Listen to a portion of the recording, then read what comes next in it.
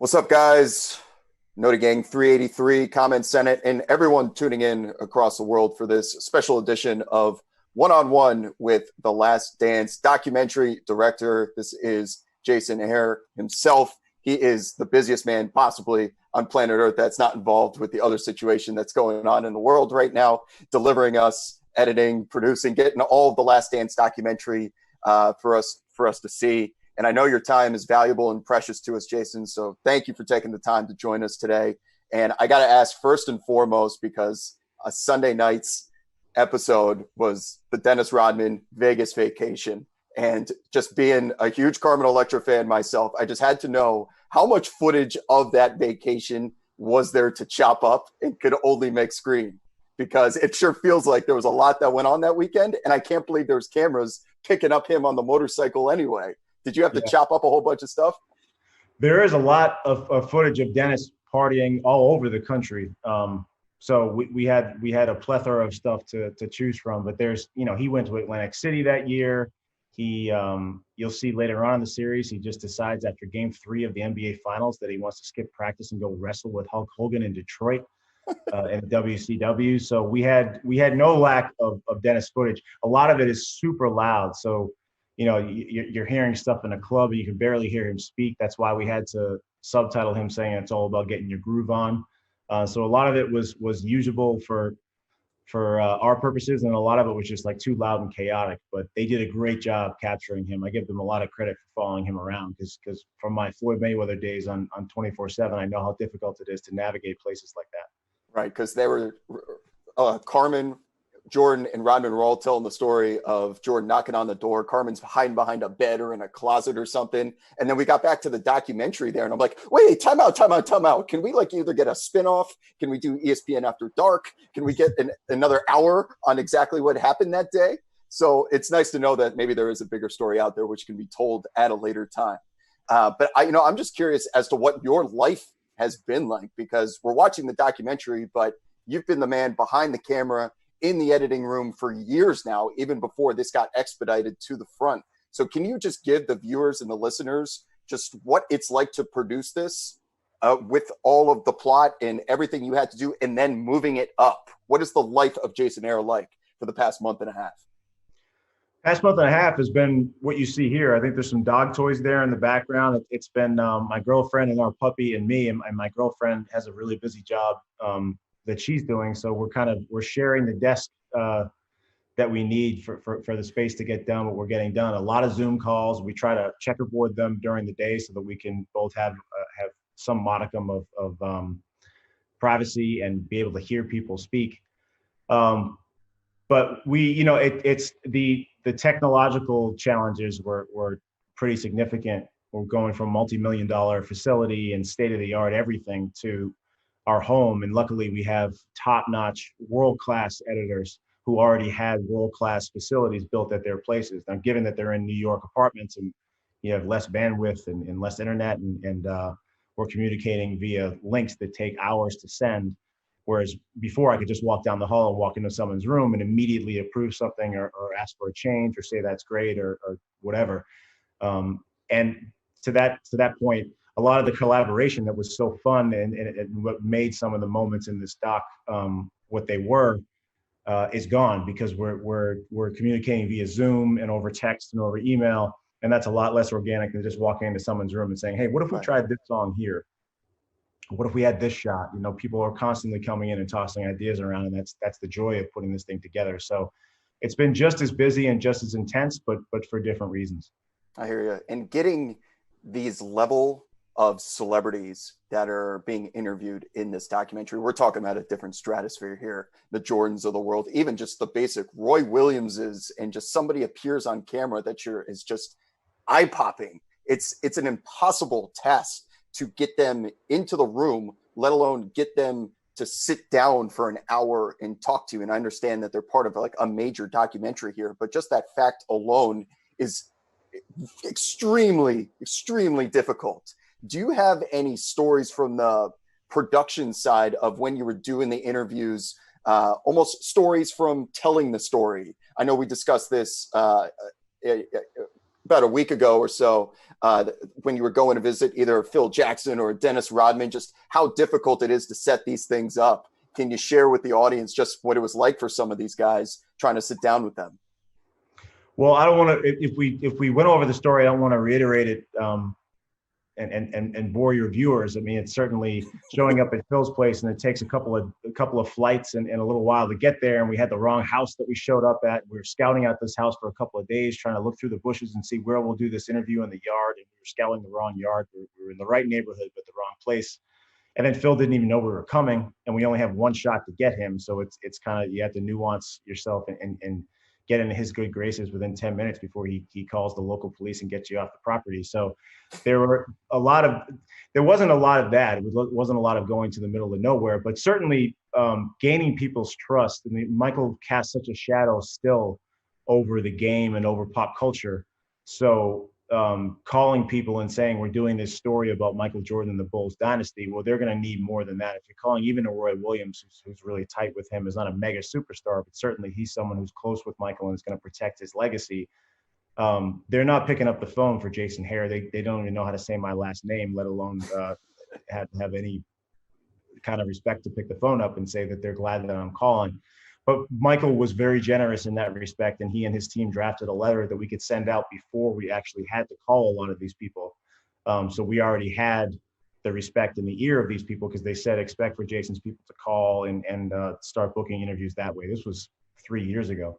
Right. And then when you're talking about the Bill Clintons and Barack Obamas of the world, that's a different stratosphere of phone calls that have to be made. So those were things that Michael and his team put together for us and then gave us the right contacts. But you have to deal with Secret Service and background checks. And this is not just strolling into a room to interview Bill Winnington in his basement. This is a different level of high stress shoots. So They were nice enough to help in any way that they could. And I think that once people understood the significance of the series and that we were really doing a deep dive and that we demonstrated our the care and attention and responsibility that we were putting into this, that was the challenge, is to get people to realize they're in a safe space. We're going to tell a responsible story. And then when they sat down, to a man, we didn't have a bad experience. In 106 interviews, we did not have a bad experience sitting down with.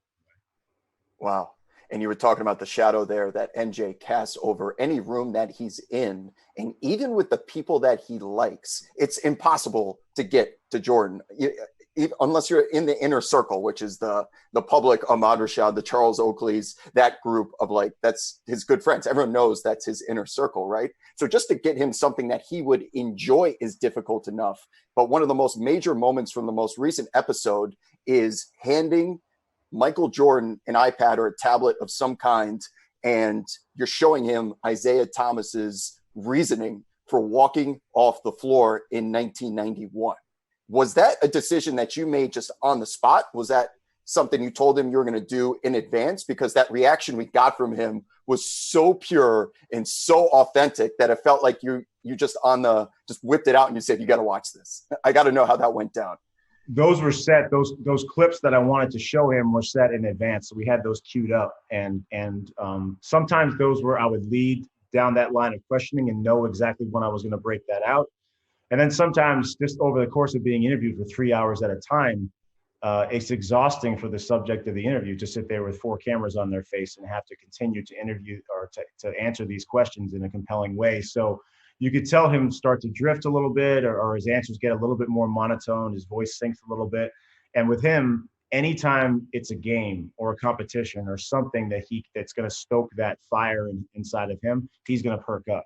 So very early on, it made sense to say, okay, instead of reading him this transcript of what Isaiah said, you're going to get a more visceral response out of showing someone their rival and hearing this person say exactly what they said straight from the horse's mouth rather than from my mouth. He was adamant, Michael, from the very beginning, that he wanted the last word.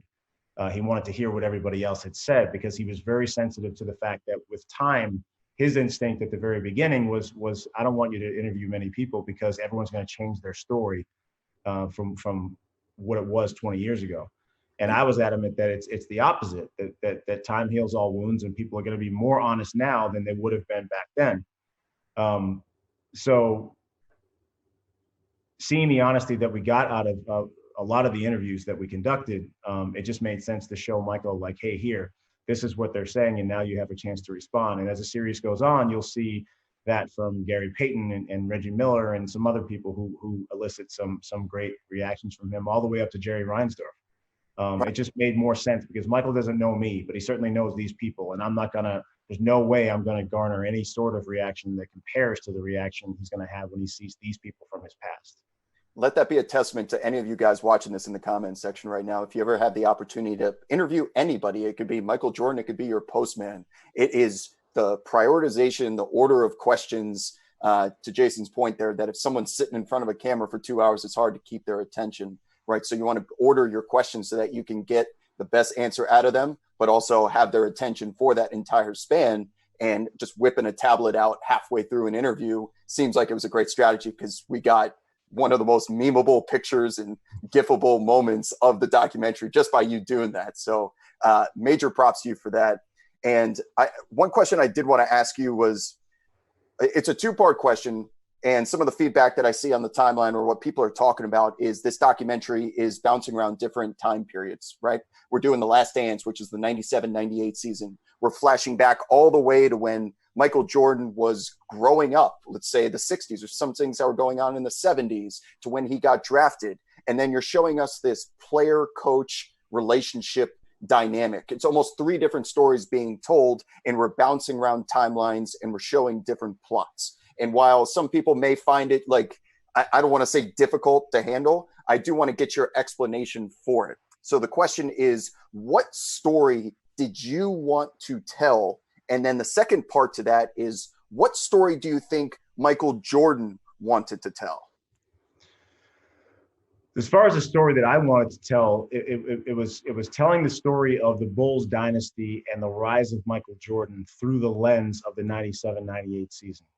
When I was approached about this project, I think in the early days of it, it was proposed to me that it's wall to wall 97-98. And I thought, if we have the opportunity and we have the access to these people, it's like doing an interview with Nixon and not asking about Watergate. If you're going to sit down with some of these people and not ask them about some of these indelible moments in their lives. Michael and other characters as well, Scotty and Phil, there's a lot that went on during that dynasty that I wanted to ask about just as a fan, not even as a filmmaker.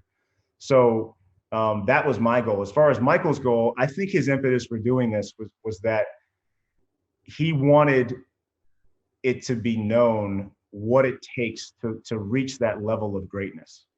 He was reluctant and probably still is reluctant to talk about this, or certainly was reluctant to participate in the outset.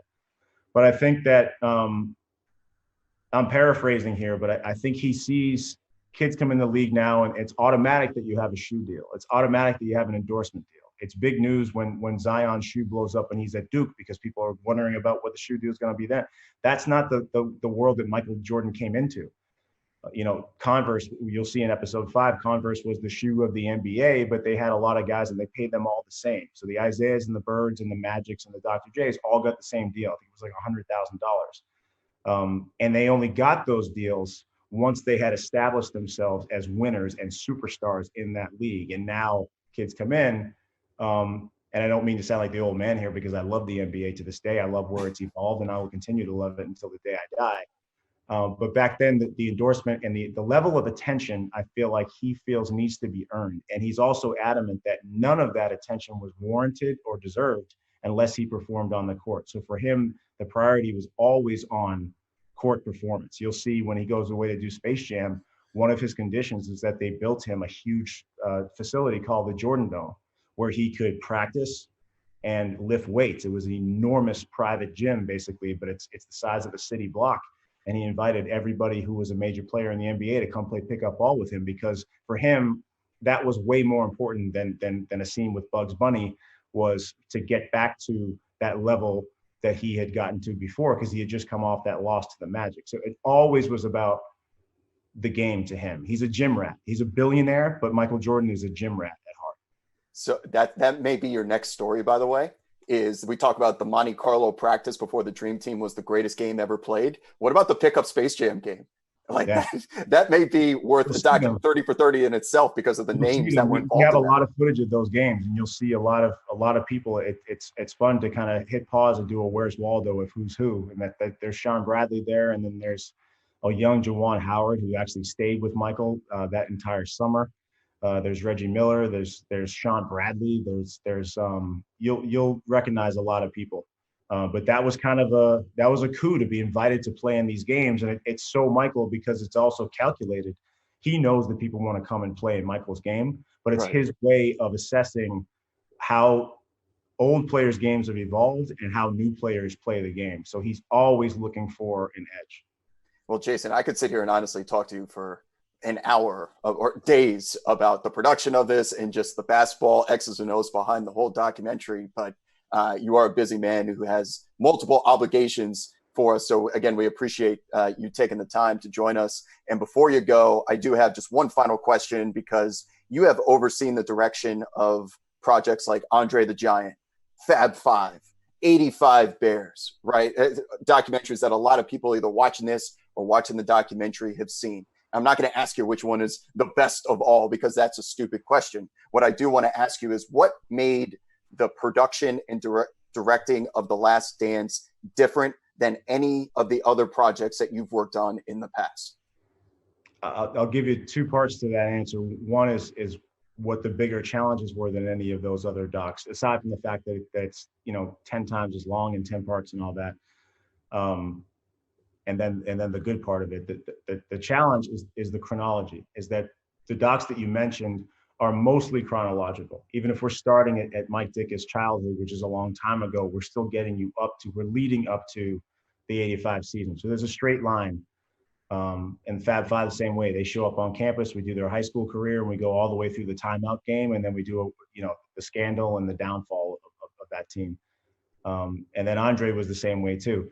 But in each of those, there was an obstacle because we either couldn't interview the people we wanted to interview, the main characters, because they were no longer with us, or because they refused to participate in Chris Webber's case.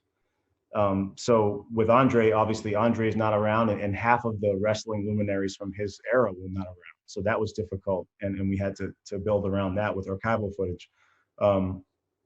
With the Bears, Walter Payton was the Michael Jordan of the Bears, and guys like Dave Duerson, who were tremendous characters, we couldn't interview them.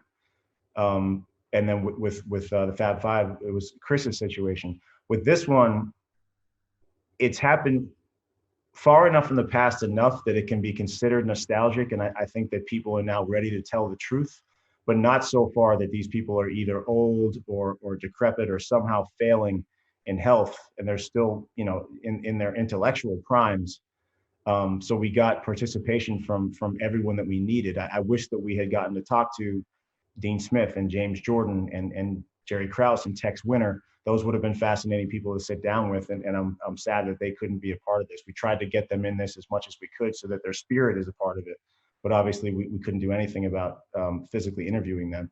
But otherwise, every single person that we wanted to tell the stories that we told agreed to tell them, and they told them in a great way. So it was difficult in a lot of ways, but in another way, it was one of the most pleasurable docs that we've had to direct. And certainly it's, as a sports fan from that era and as a filmmaker, this is the ultimate sports story to tell. And I had a Michael Jordan poster on my wall when he was a rookie in the league and I was 7 years old. So it's been a dream on a lot of levels.